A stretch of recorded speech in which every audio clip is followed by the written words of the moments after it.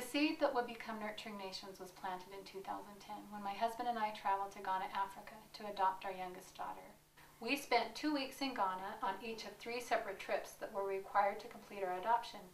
We were staggered by the poverty and poor living conditions we observed. When we returned home with our newest daughter, one of our older daughters was looking through some of the photos that we had taken, and she asked if there wasn't something that could be done in order to help the children that didn't have the opportunity to have a family to love and to care for them. With those words, Nurturing Nations was born.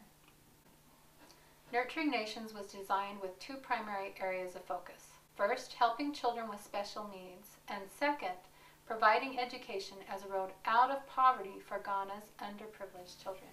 Because of deeply rooted cultural prejudices against individuals with disabilities in Ghana, few children with disabilities are treated with the care and consideration they deserve. Many live out their whole lives in orphanages where food is meager and care inadequate, and these are often the lucky ones. We hope that by providing living facilities, supplies, and care for children with special needs, we can challenge the outdated beliefs that make persecution of children with special needs the norm. We believe that every child deserves to be raised in a caring environment with adequate food and shelter. Many people are interested in adopting children with special needs, and we would like to provide a loving environment for these children where they will be cared for while waiting for adoption. Nurturing Nations is in the process of building a combined orphanage and school for children with special needs. We believe that the best way to help individuals in poverty is to give the gift of education. Education paves the path out of the cycle of poverty. There is no universal public education in Ghana, and many families cannot afford to pay the tuition required to give their children an education. With no education, good jobs that would allow a person to move beyond providing only for the necessities of life are not available. Nurturing Nations is a strong proponent of helping others to help themselves. We provide brighter futures for children in Ghana through our education sponsorship program. This program provides the funds and materials children need to pursue their education.